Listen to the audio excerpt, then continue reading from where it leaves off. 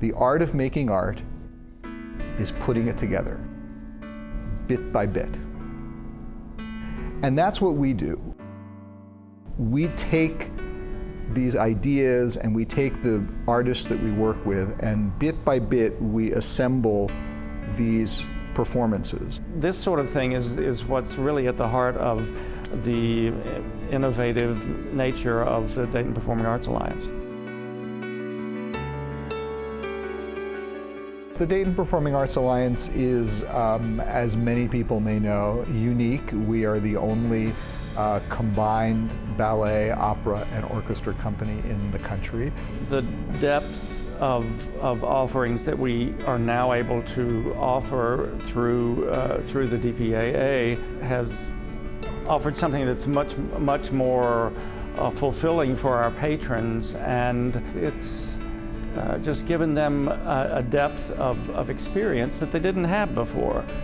The benefit for the audience, I think, is just more and more. They get more choices. They get to see more artists on stage from different art forms. Just being able to have more options, which is really great.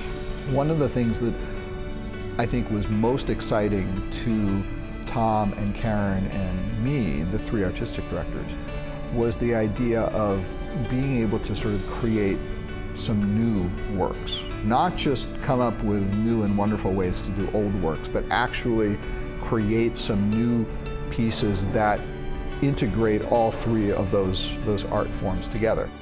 I think really at the core of the collaborative spirit of the DPAA is the opportunity that we've had to have a composer in residence with us, and that, of course, is Stella Sung.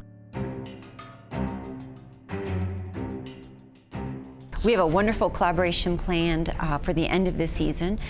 Stella Sung's Book Collector, which is a brand new opera, and that's something new to all three art forms, is that we're doing something that's never been done before. The Book Collector is the final culminating project of the 3-year residency.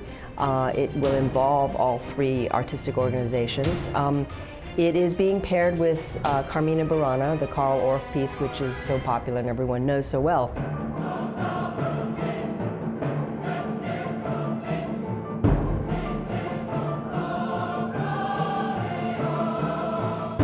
I came up with the idea of a one-act opera that would pair and be kind of like a prequel to the Carmina. It's about a book collector, a baron, and a book dealer. And they vie for this particular book, which in our story turns out to be the final volume of the Carmina Burana poems. People will be experiencing Carmina Burana, which is one of the sort of iconic pieces of the repertoire, in a completely brand new way, in this really unique combination of the one-act opera and the dance-sung ballet performance. And that really is something new. I mean, that's something which did not exist until Stella Sung came up with the idea, and collectively we sort of developed it. It's been wonderful because all of these folks have been so warm, so welcoming, and so collaborative. The spirit here in Dayton is terrific.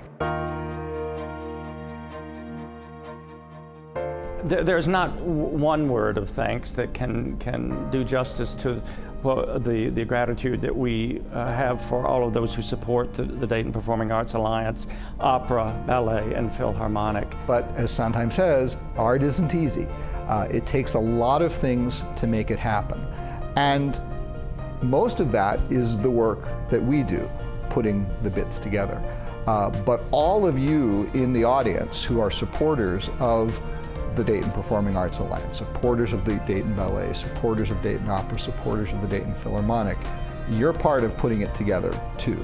And when we have the support of people like you, that job becomes just a little bit easier. We are the keeper of the arts, and it's up to us to keep it going.